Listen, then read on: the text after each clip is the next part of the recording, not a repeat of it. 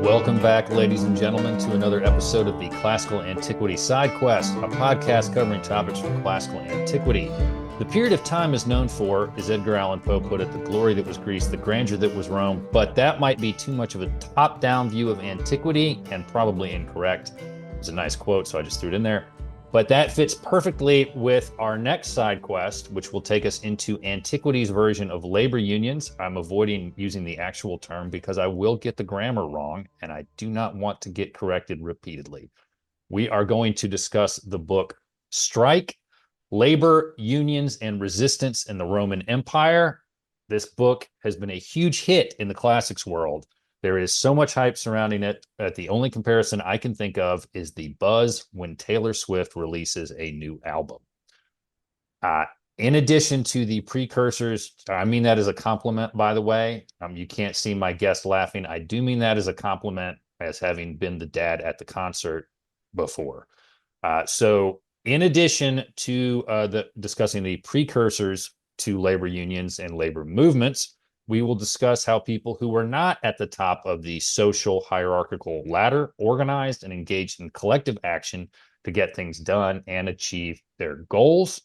Our guide for this side quest is the author of Strike, Dr. Sarah Bond, who is a professor at Iowa University. She has deep ACC roots, degrees from UVA, UNC, and if that weren't enough, I believe she's also from Roanoke, Virginia, so we might discuss why Roanoke is in fact the best city in the Commonwealth. I don't think there's anything controversial about that. I think that is an established fact. So now with that out of the way, Dr. Sarah Bond, how are you?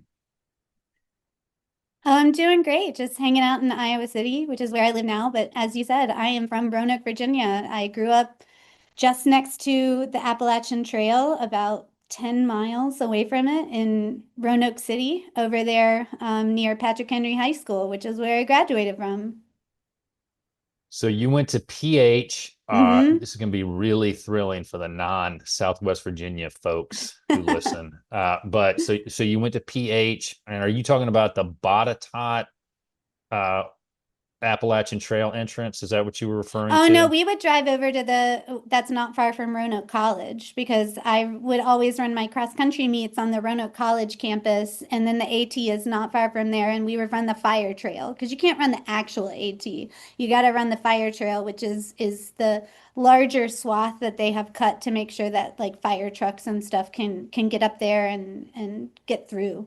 So that's where my cross country running was established. And now I live essentially in an extremely flat state. And it is a wonderful state, but it's also devoid of all mountains, which is upsetting at times.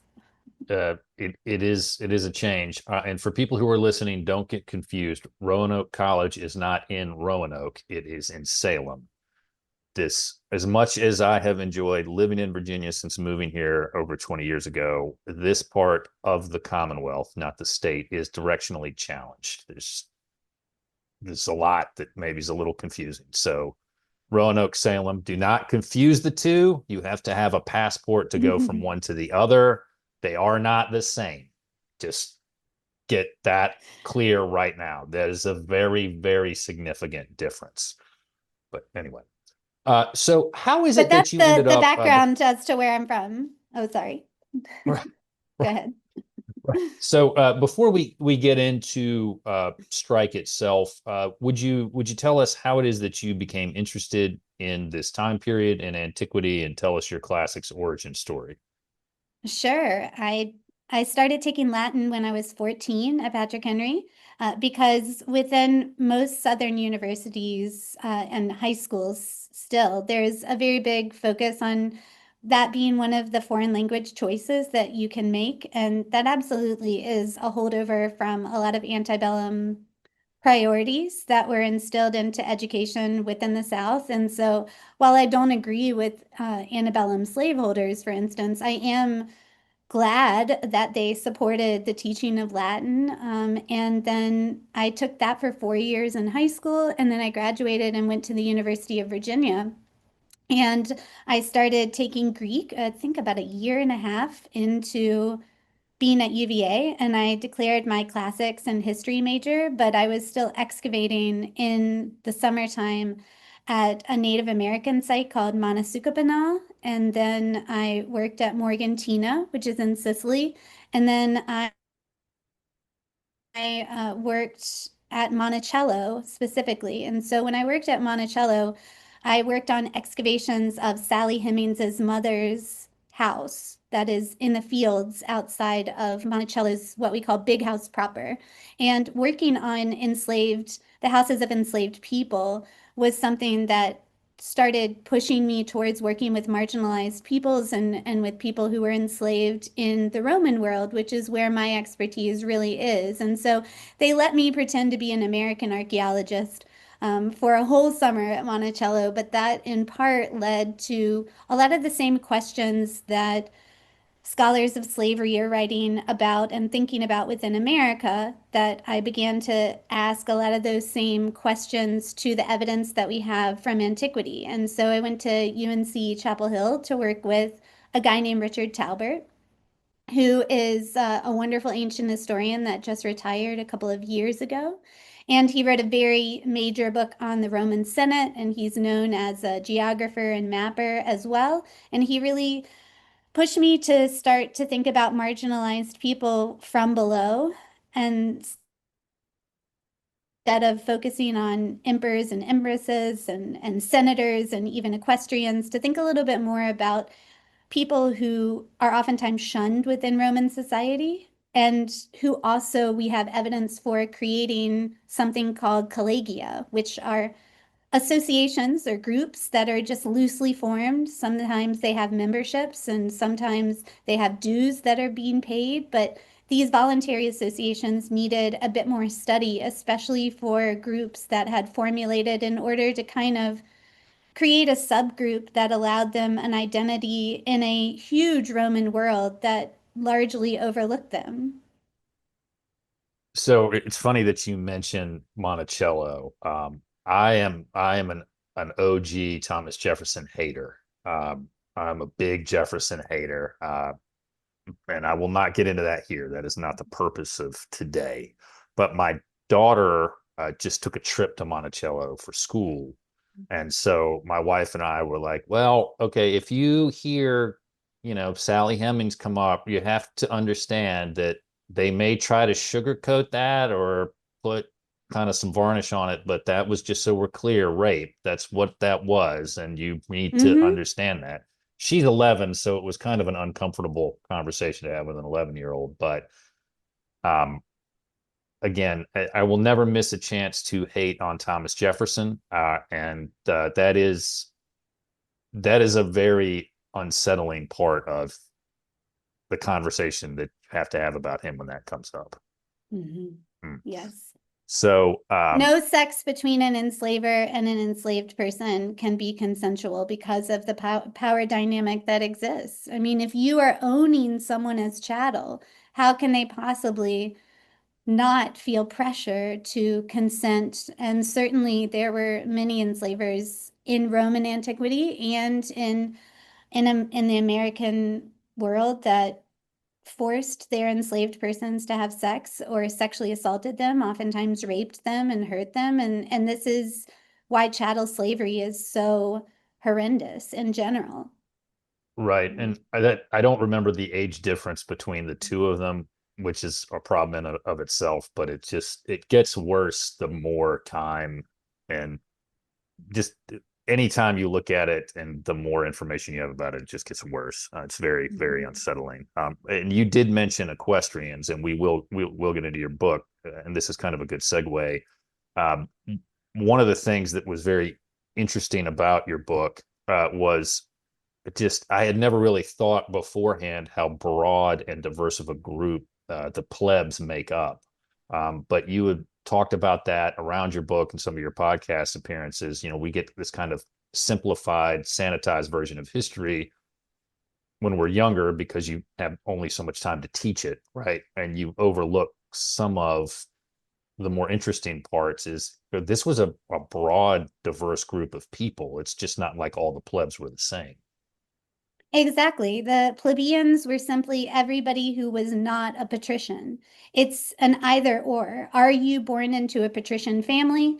Then you are labeled a patrician, which are the original patres that we're part of Romulus's Senate, but also the founding families, at least mythically, we are told, within the city of Rome itself. And so if you are not born to patricians, you are de facto a plebeian. And especially by the time we get into the period of the struggle of the orders and this period of conflict between the patricians and plebeians, there are very wealthy, high-ranking plebeians that may not hold a magistracy and may not have any clout in terms of Roman politics, but they still have economic power and they still have sway within their community. It's not as though all plebeians made the same income and we're all poor people. That is kind of how we use it today when we say, ah, the plebs, or the hoi polloi, which oftentimes gets conflated with plebs, which is different as well. But plebeians were simply everybody who had been locked out of the Senate, as well as the pontifical colleges, and thus all of the political systems wherein they could gain more power. But just because you don't have political power doesn't mean that you don't have economic sway. And so that is why the plebeians don't follow the exact model of what we would call a class according to Marxist economists. They aren't cohesive, they aren't fully homogenous, so that they can't be a socioeconomic class in block. And so that's kind of the big thing to say about plebeians is that Marx thought that they were a class unto themselves. And what we know is that they were a bit more diverse and heterogeneous than we might think. Well, let's talk about Strike. First off, what prompted you to write the book? And again, for people who are listening, if you haven't bought it yet or checked it out from the library, go do so. It is well worth your time in the read. But what prompted you to write the book? Also, if you have a free credit on Audible, don't actually pay money, just listen to it. I mean, that's fine. I'm happy with that as well. You certainly do not have to pay money, and if you can get it from the library, even better. But what had Well, inspired me professors need royalties too. Let's not we forget don't about we don't make a ton from university presses. I think if I had written it, which I did not want to, for a large trade press like Doubleday or something like that, then I would be making much more income. But my choice was to go with Yale University Press because university presses are nonprofits. And it's not that we don't get any kind of income from a university press. It's just a lot lower than you would with like a gigantic, what we call Big Five publication deal, which is what most large trade books have, that they are sold by just five publishers really that dominate in bookstores. So I mean, it's not to say that I am in any way virtuous for choosing Yale University Press. I just love a nonprofit. And so I was happy to work with them and their editor. But Strike came about in large part because I had read a lot of literature, especially recent works that had been noting that collegia were simply social clubs that they got together and they ate, but they really didn't have any power and they really didn't have any political prowess or capability. And so the belief was that enslaved persons, persons that had been manumitted, who are called freed persons, that these individuals were simply getting together in collegia and having talks, just kind of like shooting the shit and having drinks, hanging out in inns and doing various other things. And I just did not believe from the evidence that I had been reading now for years, because my dissertation was in part on collegia and occupational individuals who are like carpenters and artisans and craftspeople who had formed collegia. My experience reading them is that they are oftentimes both, because unions today get together and eat and they have beverages together, they get drunk together, they hang out all the time, but they also tend to vote in block. And that we have a lot of graffiti, especially for collegia in places like Pompeii, that show that individual collegia are supporting different politicians for their elections. And so a lot of the literature I was reading on collegia was at odds with much of the evidence that I was reading. And so the start of this book was really just thinking about whether they had the capability to be a political organism and to have influence within Roman society on the level not just of the economy, but on the level of political involvement. And that just led to a lot of reading of inscriptions and papyri, wherein there were more and more indicators that Collegia had a lot more soft, but also at times hard power that they were exerting within the political world than I think had been recognized. So what do you think that last part is about the failure to recognize? I mean, one of the things that recurs on this podcast is literally nothing is new, and we're all just a copy of a copy of a copy, to go back to Fight Club. But is it sort of an interdisciplinary failure of the labor historians and maybe the Gilded Age specialists and the Progressive Era specialists not communicating with ancient historians in those departments?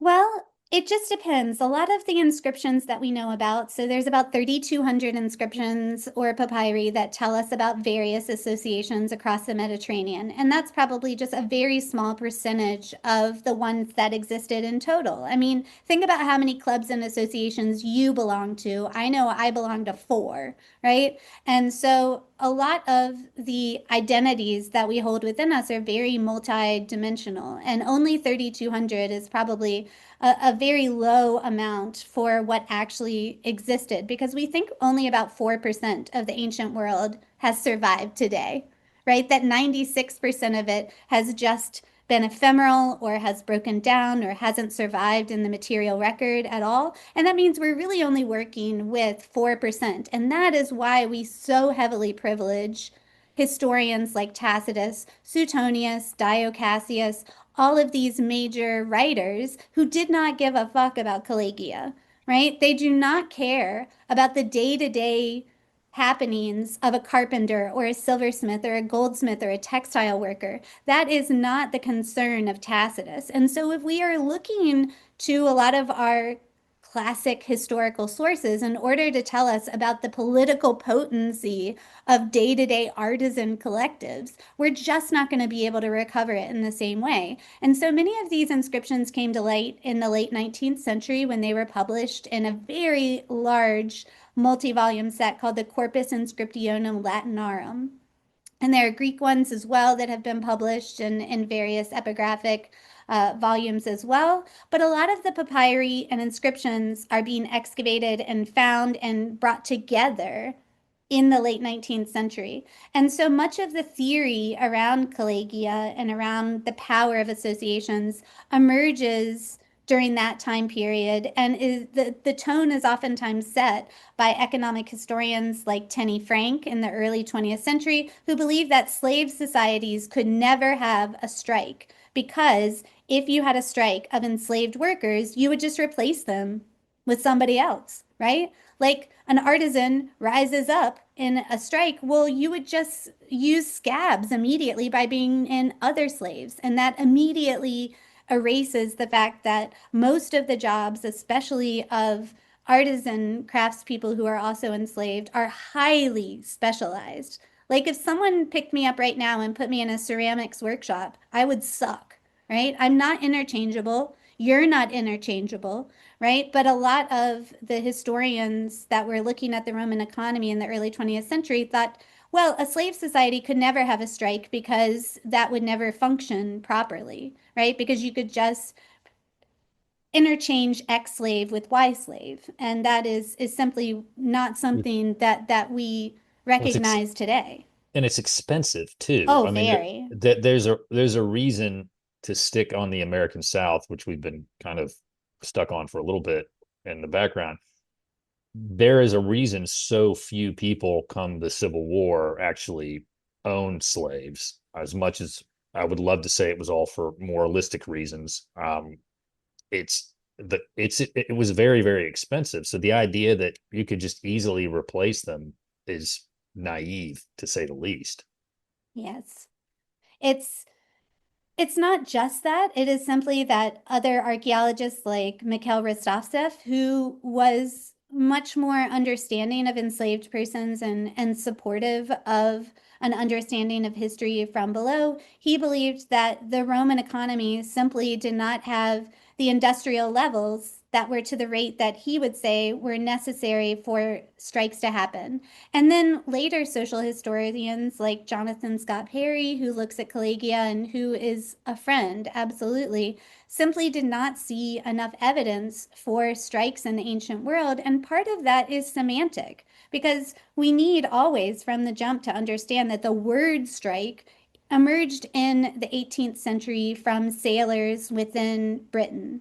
That at the port of Sunderland in 1768 is when we get the first emergence of the use of strike for the topsails that are being struck down by sailors that are climbing up on the mast. And Romans don't use that language. They are using the words of cessation, of withdrawal. They're using Latin and Greek terms that are not standardized and certainly aren't the word strike in order to talk about pulling their labor back, doing something that we would call today a work stoppage or a boycott when they are participating in various events and various labor movements within Roman society. So just because we don't call something a strike doesn't mean that the methods aren't consistent over time and space. And so that's the biggest part of the book, is to say that even if we don't call it a strike, it's arose by any other name. So as you were, as I used the free credit on Audible, full confession. Go for it. So, well, I was trying to get a copy of it, and then that was the quickest way to get a copy of it to be ready for our discussion. So it worked out. It was a very good narration. But as I was listening to it, one of the things that, well, there were a lot of things about this that was interesting to me, but I'm just curious, what were the most challenging, what was the most challenging part about finding sources that discuss this, or a basis of information, or was it maybe easier to find sources for your book than we might think?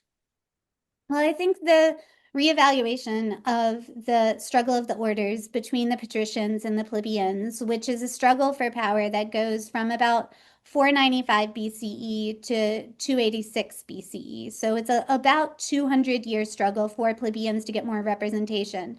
That Marx and Engels had already talked about the cessation or the secession of the plebs as being a labor action that was akin to a strike. That was something that they had talked about in the mid-19th century and just simply hadn't been continued to be reiterated, particularly by Roman historians, into the future. Because again, the plebeians have a lot of mixed income and a lot of mixed status, but at the same time, what else can we call the fact that the large majority of the military at the time are citizen soldiers? And so when the plebeians leave to go to the Sacred Mount or they go to the Aventine and they decide to secede from the city, they are actually pulling their labor away from the army. That serving as a soldier, as I think everybody would agree, is an incredibly onerous and labor intensive task. And so if they are refusing the draft and they are going to a place that they are going to sit down and not participate within society, it's not just that they aren't voting and they aren't participating in the day-to-day economy of Rome. They're explicitly saying, we will not serve in the ranks of the army until our demands are heard. And that is a strike.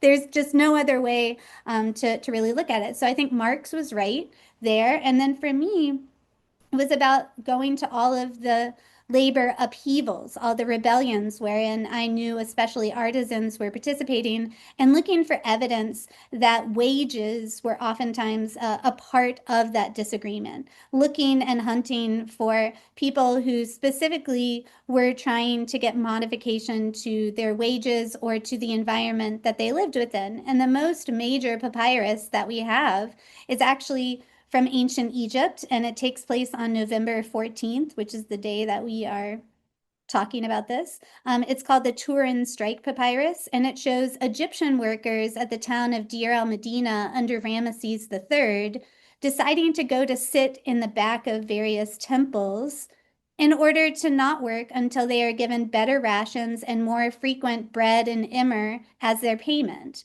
And so I knew that the capacity was there, that we can look to ancient Egypt, which continued to have a lot of instances of these types of labor withdrawals, and to see if there were any Roman ones that we could also begin to see in the same light.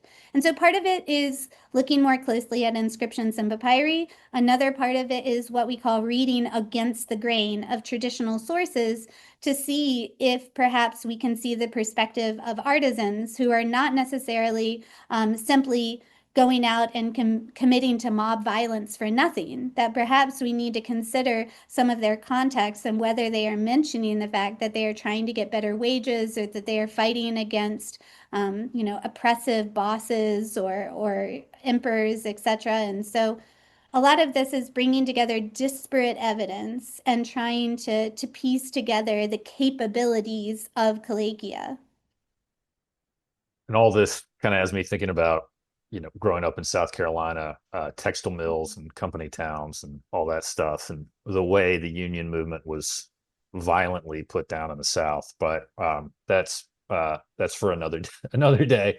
Well, Um, we do have to talk about the fact that every Roman action from below is met with an equal and opposite reaction. And that when unions were first formed within Britain and when unions were first formed, as you say, within America, they slandered them as being unpatriotic, as being counter to the American dream, that they needed to be legislated against because a lot of the legislation against unions were replicated from British reactions to unions, which was simply that they were slowing down the supply chain, that they were mucking up a lot of the economy of Britain. And so a lot of the anti-union sentiment that we see in the 19th and early 20th century is coming from extremely wealthy politicians who also have a heavy investment on the economic side, as well as being senators and congresspeople, etc. And so you're exactly right that Romans reacted badly to Calagia, not just for economic reasons, but because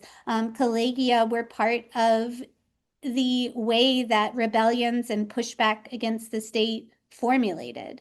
And so, yes, we have a lot of legislation in the book that talks about the fact that Romans tried to break up Calagia, that they tried to stop the freedom of assembly in many instances, especially in provinces that were seen as problematic. And then you have to ask yourself about this legislation.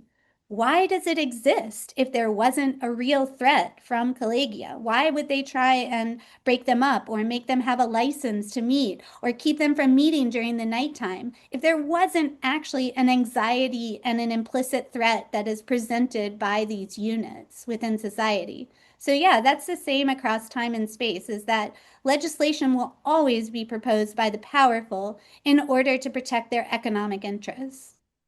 See Eugene Debs.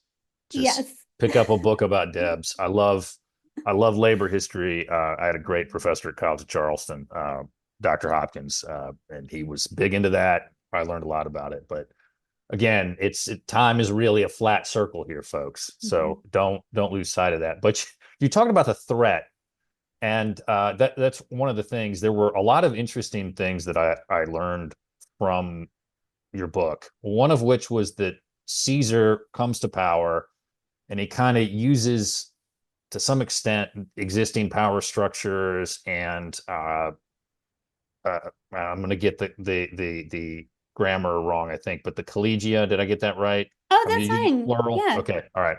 Yeah. He's using them to achieve his goals, and then once he gets in power, he's like, "Hey, you guys are some problems. I got to shut you down. We gotta really think about this, guys." So I had a couple of thoughts about that. One, that's crazy that a populist politician would like run for office on, like, I don't know. This is me spitballing here, releasing a bunch of files on some sick sex trafficker, and then when he gets into office, is like, "No, we're not going to do that." But that would never happen, so we don't have to worry about No, that. no, thank goodness. Yeah, But that Julius crazy. Caesar, his legislation, if we say that budgets are a moral document, as Martin Luther King said, and I feel terrible, I'm like quoting MLK here, which is the most white lady thing I could ever do. But what I'm saying is that MLK said that moral documents are also, that budgets serve to tell who we are, right? Legislation serves to reveal the type of politician who proposes them, right? If you write a law, it is telling us your priorities. It's telling us who you wish to lift up within society and also who you wish to suppress in society. And so when Julius Caesar in 47 or 46, we aren't completely sure, he and Mark Antony are drafting legislation about collegia that say that they need to be disbanded unless they are able to prove that they are either antiqua, that is to say ancient, or that they have a utility within society. In other words, that they are workers that cannot be done without. And we all know from COVID that oftentimes you find that the most important people in a society are workers that do everyday jobs like construction work, right? Or handing out groceries and bagging them, right? All of these workers were incredibly important to us during the pandemic, and still are. And so what Julius Caesar is saying is like, I'm making a new metric that I have created that says either you're ancient and you have a right to continue to exist as a cult, let's say, and I use the word cult like a Roman would. In other words, you're a religious association that are coming together to worship a certain deity, or you are so integral to the state as an essential worker that I will allow you to exist with oversight. And so increasingly into the period under Octavian Augustus, you have licenses that are given out to collegia that are allowed to create their own associations. And it's not like people aren't meeting in secret. It's not as though people are not still trying to become association and circumvent the rules. It's just that when they need a justification for getting rid of a collegium or a group of collegia during, say, periods of upheaval, like when Julius Caesar comes to power, that it gives you a blank carte blanche to get rid of people who are going against you. You can call them a collegium, you can call them a conspiracy, you can call them treasoners, and simply use legislation that you have passed in order to justify your complete breaking apart of their association, right? And so I think part of what Julius Caesar is doing is looking at kind of the fits and starts of assembly legislation that had existed before and saying this could very much be used for me to break up any conspiracies or people getting together to try and plot against me, as they did, for instance, in the Catilinarian conspiracy earlier, that collegia had somehow been involved of artisans. And so I think he knows that collegia are extremely powerful because you can pool political clout and you can mobilize extremely quickly with large collegia. And so he's fearful, he's apprehensive. Every single dictator thinks every single day about who will rise up against them. Who will be the one that will try to kill them? Who will be the one that tries to overtake them or overthrow them? And I think that is what we're seeing with Caesar's legislation is anxiety over resistance. So he's finding a way to, I don't know, spitballing here, just prosecute people for lying to Congress by possibly unconstitutionally appointing an interim uh, attorney in the Eastern District of Virginia. But that would never happen. So just No, crazy. it would never happen. Yeah. Right.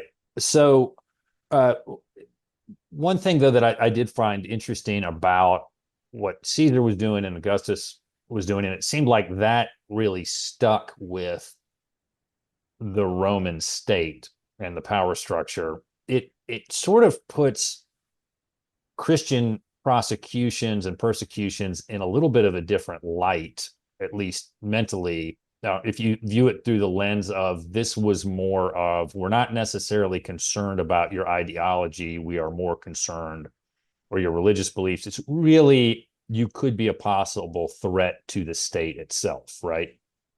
You don't always know when a group forms what their intentions are. And Christians, and I say this from a Roman point of view, do not have an essential utility that they contribute to society. I mean, spiritually, they have come together.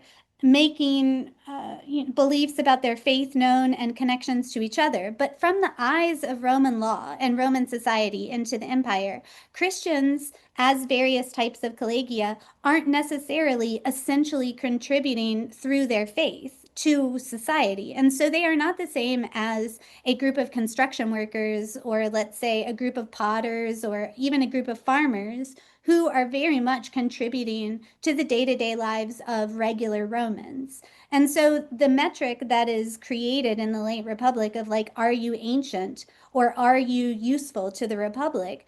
If you take that metric and you apply it to Christians, they aren't ancient because they have said very clearly, we are not Jews. We are our own new group who are emerging, right? And so they are new and they aren't seen as essential workers. And so by the Roman mindset, these collegia of Christians have the capacity to rebel and push back against the state. And remember, when Trajan specifically is writing to Pliny about the Christians, he's upset about them, but at the same time, he's also writing letters to Pliny saying that they can't have a fire brigade called Fabri within the province of Pontus Bithynia because they might rebel and they oftentimes turn into militias. So you can see what's on Trajan's mind because it's only a little over 40 years after the Jewish Wars, that the Jewish Wars were a very rebellious period of upheaval under Vespasian, but that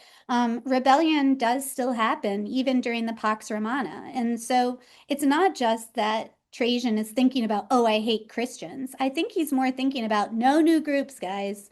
We don't want to take a chance with any new groups. And Christians in particular have a very bad reputation at that time because people don't fully understand their rituals and they don't understand the rumors about their rituals because let's face it, if you hear about the Eucharist and you don't know what eating the body and blood of Christ actually means, you might think that they are eating babies and drinking blood. But that is not the case. It's just simply that most people don't understand Christians and they certainly don't know exactly what their capacity is within society. So, another thing that I wanted to bring up about how I'm trying to think of the best way to segue into this, but your book got me thinking a lot about how we should discuss the Roman state, the Roman Empire, and where we should look. Primarily because, and again, I came at the people who listen know this, but I came to the classics in my 30s.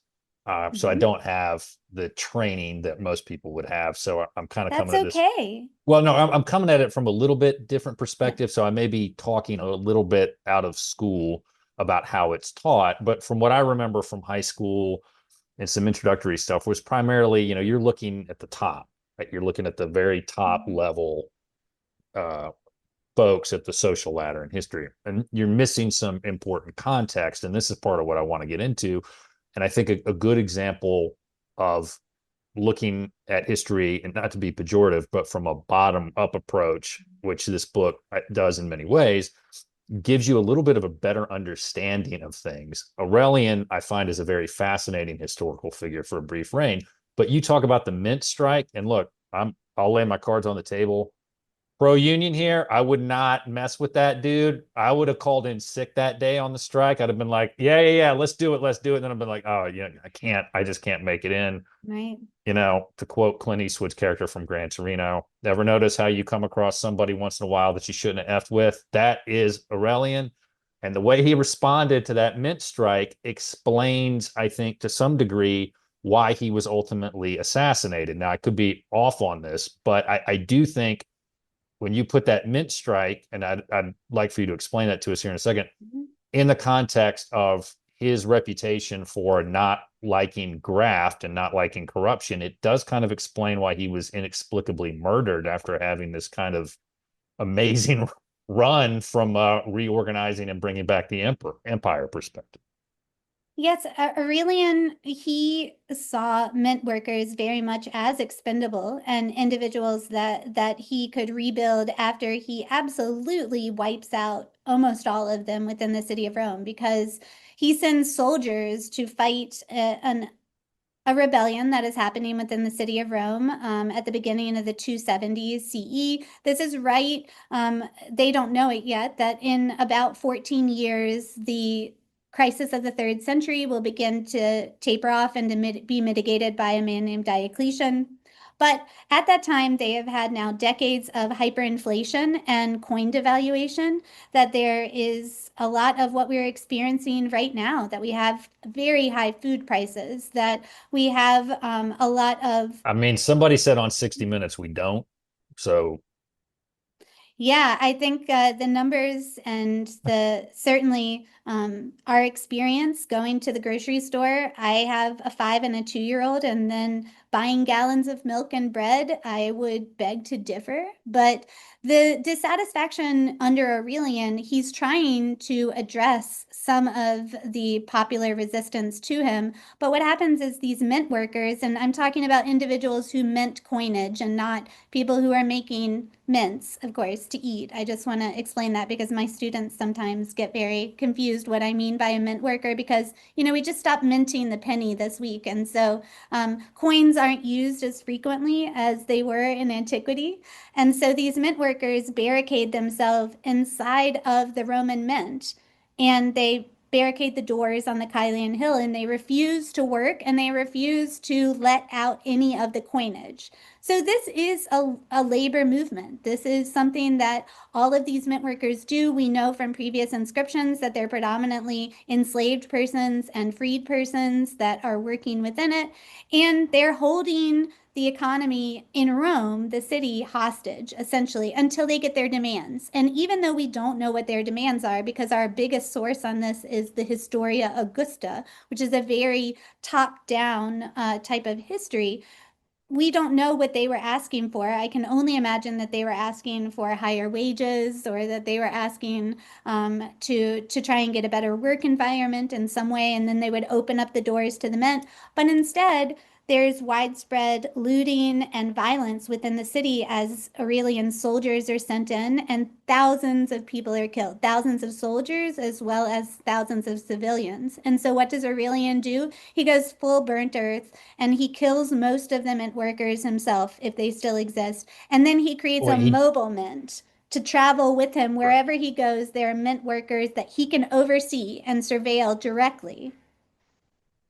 Yeah, that's again, he is not a guy I would have crossed. I would have No, totally wussed out on that one at the last minute. But those mint workers, and we talked about this a little bit in an earlier episode. That's a hard life. I mean, it OSHA is. wasn't around, folks. Like they didn't have 8-hour days, and I mean, just the physically demanding nature of that job and the unhealthy conditions. I can't imagine how difficult that was. But what one of the things that I did want to ask you about here is how what perhaps are we missing out on when we just look at the very, very top of the social ladder of Roman history, and we're not looking at, I hate to use this term regular people because I find it insulting and degrading, but we'll just kind of use that here. But when we're looking at how regular people or folks lower down on the ladder lived, what are we missing with the context of the Roman state, the way it developed, and just our discussion of history as a whole when we're putting together a narrative? I think that the way that I approach this book is that one of my most inspirational television shows is HBO Rome. And if you remember HBO Rome, that you have the top, that is to say Caesar, Mark Antony, Cleopatra, that is happening at the same time as you get the two regular soldiers, the only two soldiers we know by name from Caesar's Gallic Wars, who are Titus Pullo and Lucius Vorenus. So it's what we call a top down or upstairs downstairs TV show. Downton Abbey is a great example of this. We also have Below Deck, which I adore because I used to be a bartender and a waitress for many years. And so when you watch Downton Abbey, you go in between the viewpoints, the anxieties, the ideas, and the concerns of extremely wealthy people. And then you see the reaction to those concerns and anxieties and the oppressive behaviors of the upper class from the viewpoint of the staff that works inside of this gigantic house, right? And Rome is the same way. You see regular soldiers meeting as collegia within bars. You see individuals within Rome. I went to the actual set of HBO Rome, which is at Cinecittà outside of the city. You can take the metro all the way out there. And so, this idea that you need to actually see both in tandem in order to understand the dialogue that is happening is important. That it's very, I think, worthwhile to see the lived experiences of regular people walking through Rome, but then also to see how elite people on a day-to-day basis are manipulating and using their labor and using their contributions to society for their own gain. Because right now, at the moment that I am talking to you, we have a higher coefficient called the Gini coefficient of inequality within the United States than existed within early imperial Rome. And that has to hit you in the stomach. We have higher inequality than ancient Rome, which was a slave society. And that has to be something that we are going to address. And history from below is what is going to allow us to understand the repercussions of inequality on a historical level, not looking at Caligula, not looking at emperors as exotic figures that we oftentimes are, yes, critiquing, but we also kind of love them. And so we have to get away sometimes from our fascination with affluence and just look to regular people so that we can see really and recover the historical impact of power struggles because we're going to need to know about that going forward. Yeah, we're in a stage of what I like to call when keeping it real goes wrong, or when being number one is not all it's cracked up to be. And you did mention this, and I'm not staying necessarily as organized with the questions as I'd like, and I apologize for that. But the love of emperors is one thing that is a very loaded historical topic, like the use of the term five good emperors. That is a really loaded value judgment. Yeah, we're putting that in quotes. And good compared to what? And these people still had the ability to execute you at any time for any reason that they saw fit. But I also would like kind of your thoughts on this. Is the podcasting world around the Roman Empire is very, I mean, there's a lot of voice. You can easily find a Roman history podcast. And, you think the history of Rome, which did a good job, but also at times was a little too in love, maybe is the wrong word, but a little too admiring of the autocratic leaders of the empire. Then you look at Emperors of Rome, which the title, right? Emperors of Rome, but I think that podcast A is fantastic and B does a much better job of the contextualizing in the narratives beyond just the top.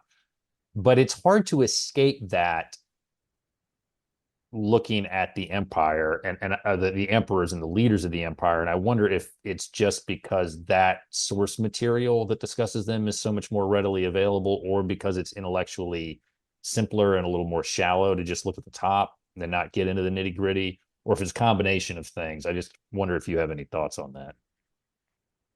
I think that they are sticking with the canon, which is what has been especially available to people online most frequently. And so I can't blame people for the fact that Suetonius is a fascinating source, and he's writing only biographies of emperors. If you're looking just at Plutarch, he's only writing the lives of great men. And so great man history, in part, is what is predominantly enshrined within the Loeb Classical Library, which is all online through Perseus, but also extremely popular to buy in translation. And it takes a lot more work, and there has not been enough full translation of inscriptions and papyri for people to be able to understand a person in the round, oftentimes from one epitaph or one papyrus that mentions a textile worker or one papyrus that mentions a collegium of goldsmiths that are coming together. And that not only does America very much celebrate wealth and this idea of picking yourself up from your bootstraps, but we are also very much celebrating the canon of what will later become kind of Western literature. And I reject that. I don't like canons. I think that they are something that we have to investigate and figure out why they've become so solidified. But it's also a failure of the democratization of information that there is not as much access to many of the periods of material culture and papyri and inscriptions that we use to do history from below. And so that's all of the people who do this type of history. We're working really hard, I promise you, to try and change that. And so there is a focus on these emperors because that's who we know the most about. But I think you'll see in the coming years, Kim Bowes has a new book that is on the 90% of Rome outside of emperors and extremely wealthy people. We have a lot of new books that are emerging on artisans and craftspeople that I hope that we're going to mitigate this bias over the next few years. But it's a lot of things. It's the fact that literature has that bias and we replicate that bias over and over and over and over again. Yeah, the term classics is a loaded term, and Right. the concept of the West, end quote, end quote, is a whole thing, which I would love to discuss that with someone one day. I need to read a little more philosophy, I guess, first to really prepare myself for that. But uh, one of the things that I did find, one of the many things that I found interesting about your book was you talk about how these organizations, these groups of people were really not that different from modern labor unions and labor movements, and they Mhm. worked in the same kind of ways. So could you educate us a little bit about how these organizations would work? How would they go about trying to achieve their goals? And certainly all collegia are not created equal. That I want to provide them the dignity of nuance and of having multidimensional approaches to all of these collegia for sure. That we can't speak about all of them together as a collective that behaves in the same way. They all have different reasons that they are formulated, but we can see that there is agency and capability inherent within these units, within these associative units coming together. And so oftentimes they're meeting together in what we call a scola, which is a clubhouse. But if they don't have enough money, they're coming together and meeting in the classic place that you always meet for a rebellion, and that is an inn or a bar, the public house. The public house has always been a meeting place for different individual groups to come together when they don't have enough money for their own space. And so collegia come together in houses, in inns, in scolae in order to meet. Many of them provide burial services to the dead. So if a member dies, they are going to provide you insurance essentially that you will be buried with dignity in either a tomb or incinerated, depending on how you want to die or how you want to be buried. You oftentimes pay a membership fee that is going to usually be monthly for you to come together. Membership was oftentimes mixed, but not always. So enslaved persons, freed persons, but also people that we might call today middle class people that belong to these collegia as well. Probably between 30 and 40% of all of Rome's population in estimations that are extrapolated from Pompeii probably belong to an association within the city of Rome as well, and in cities across the empire.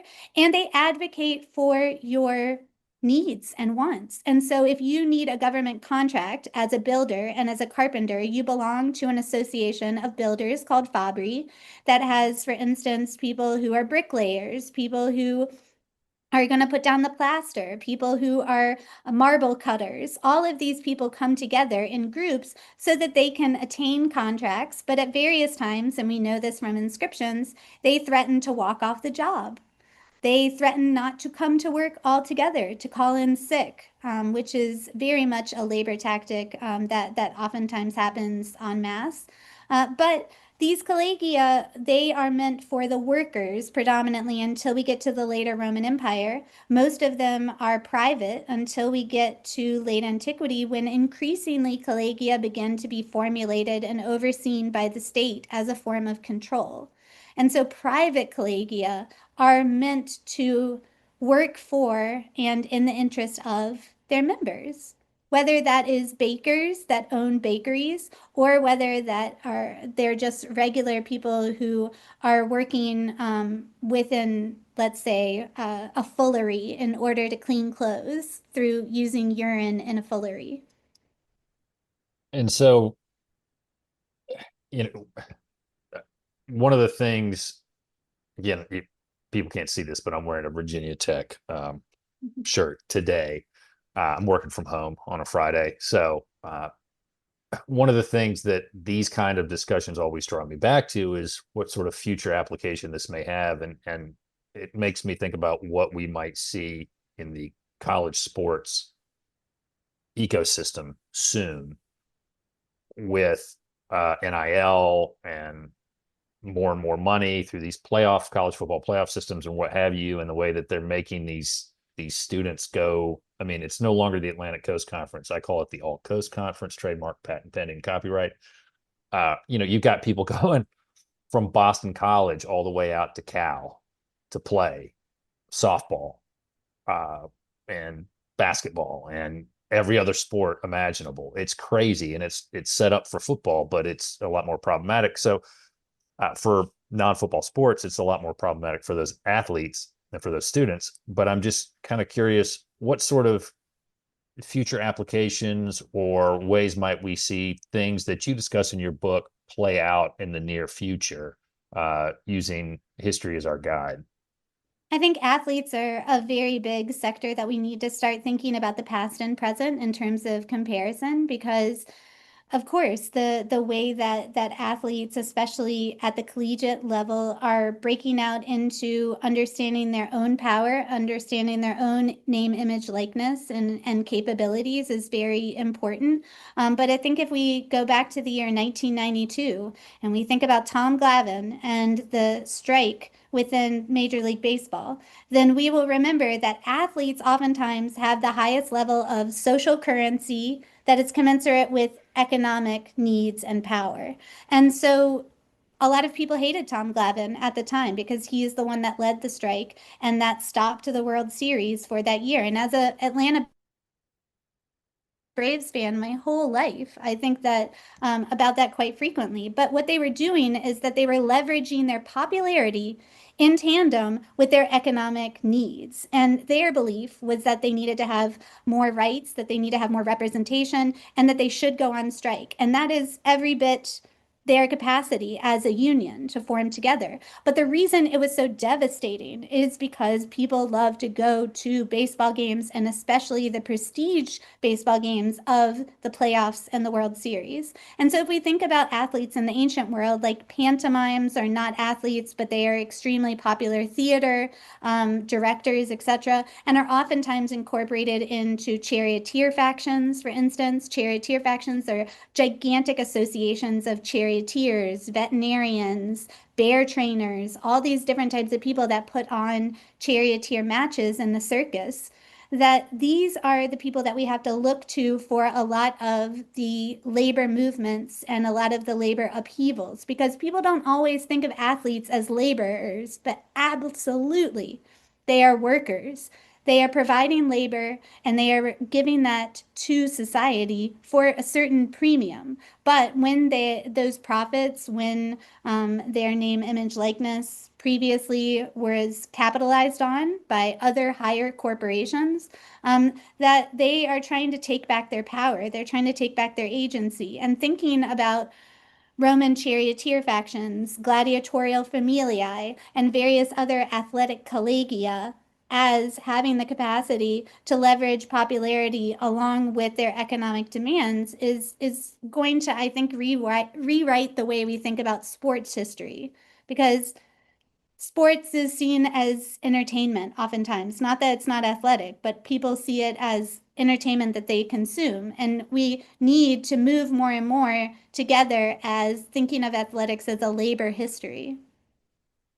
Well, and when you mentioned the strike in 94 and Oh, Tom Glo sorry, I got the wrong date. My bad. I I said wasn't gonna 92. no, I wasn't trying to correct you on that. So don't the I only think I was reason thinking of my Braves winning the World Series. I apologize. Yeah. so, so that's so You talked about the strike and how it came about. And one of the things that people may forget about that year, that 94 year, was the Expos.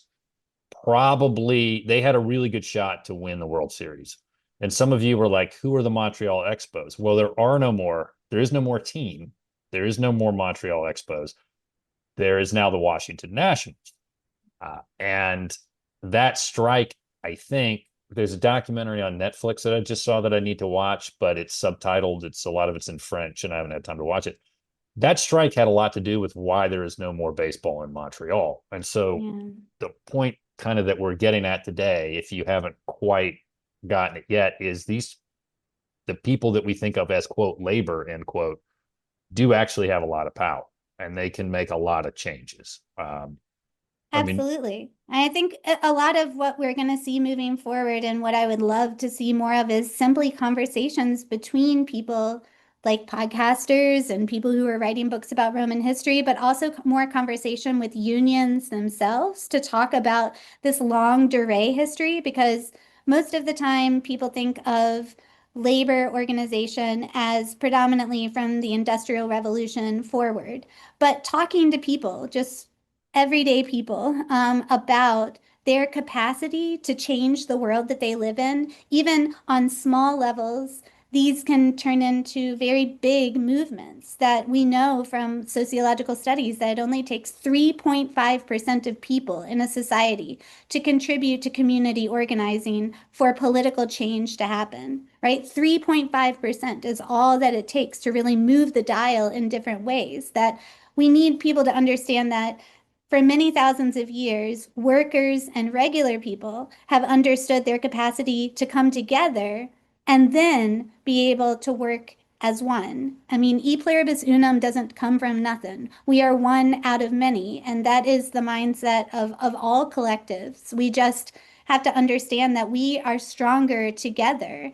And so all of the division, all of the fighting and things like this, I'm not willing to compromise on many political issues, but I do think that people have the power and capacity to work to overcome. And you can see how autocracy reacts to that in Roman history. It's not well. They don't react well to it. And so I think we can be more successful coming together as collectives than perhaps during the Mint Rebellion under Aurelian. But we need examples of not only success, but that people who were suffering from oppression were going to bind together and try and change the status quo. And we have all of the tools and resources to do that. We just have to be able to organize. well, that is a moving, very, very moving talk there, and that is outstanding. So I'm going to lamely segue into something else. I have nothing good to follow on that. So a couple of closing matters here. One, what was one of the more interesting facts that you learned in the book? You and I emailed a little bit about this offline. One of the, again, this is disturbing, but it kind of, when I heard it, I had to stop and rewind it and listen to it again to make sure I heard it right, was that if you were a slave, you were owned by a man or a woman. There was no gender distinction in the amount of dominion and control that the owner had over you, and women could take all sexual advances and anything that they wanted of their slaves. I found that creepy, disturbing, yet also interesting as a factual matter because of the primacy of property rights that came into play overriding any possible gender issue. But what was one of the more interesting facts that you came across or stumbled upon or went, wow, I didn't expect to find out about that when you were researching the book and writing it? I think the biggest thing having to do with exactly what you're talking about is that the status of the mother is what determines a Roman slave status, right? So if the mother is enslaved and that person is born to an enslaved mom, then slavery continues to determine that status of the baby, right? And that is something that then was picked up on by American slaveholders who were trying to incorporate and write legislation for how the status of an individual baby would be determined. Is it by the father, that is to say, status by paternity, or is it status by maternity? And so they use Roman law as a justification for incorporating that into American legislation. But essentially, that is a way of preserving the status of the father and not having to recognize quote unquote bastard babies that are being had by the enslaved women that they're raping. And so I think it's important to see that learning Roman law isn't just some like arcane thing that we do that law schools occasionally dabble in, or Roman professors, that learning how Roman legislation formulated and how it exerted power and perpetuated the paternalism of and misogyny of the Roman state is then oftentimes how it was used and incorporated into early American legislation that still had an effect up until 1865. And so Roman history is not just something that you necessarily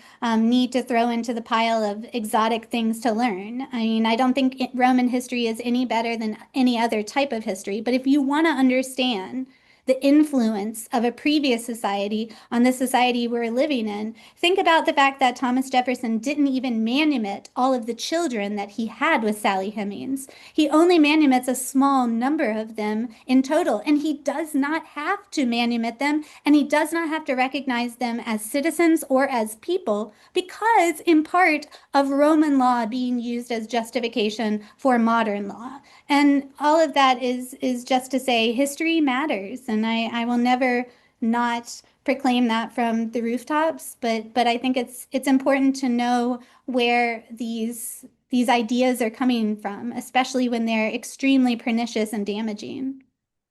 I love that we're getting in another dig at Thomas Jefferson as we're closing Oh, out it's the a ring podcast. But composition here. We've just circled right back to this him. this Yeah. this warms my heart on a it's getting colder Yeah. here as a man with very, very little hair.